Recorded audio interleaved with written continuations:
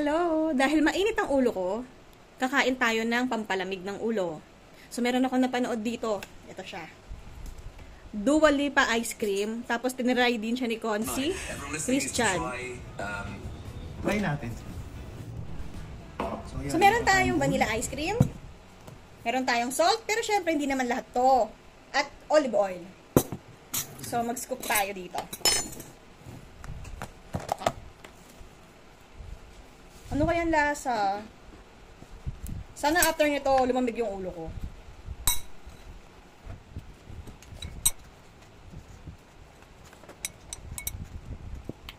Alright, so meron tayong scoop na vanilla ice cream. So maglalagay tayo ng olive oil.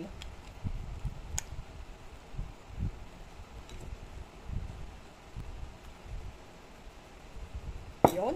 Ang mahal kaya ng olive oil. Buti na lang, nakuha ko to sa giveaway ng feast. Tapos salt. Pinch of salt. Wow! Okay, so atin tikman kung anong lasa.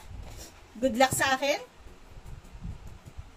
So ayan siya ha, yung yellow na yan yung olive oil. Kinakabahan ako!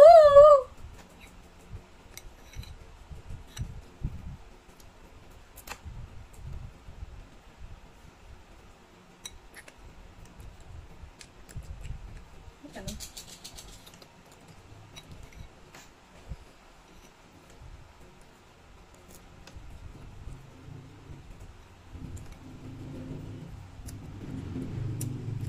Isa pa nga.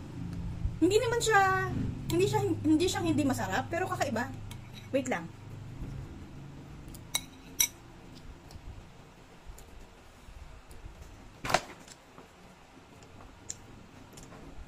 Salted olive ice cream. Yung lasa niya.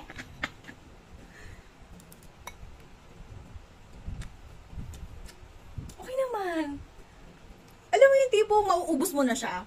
Hindi mo pa rin ma-describe yung lasa niya. Pero masarap naman siya. It's just that weird lang yung kanyang... Basta, ang weird.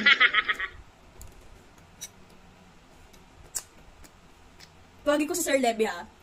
Patikimin natin. Sir Levy, tikman mo ha. Ito, may ice cream pa. Papatikin ko sa kanya.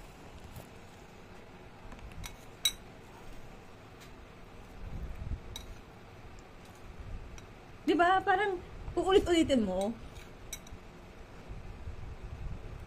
So, o diba? Uulit-ulitin mo siya eh. Anong lasa? Wala mo. Olive oil.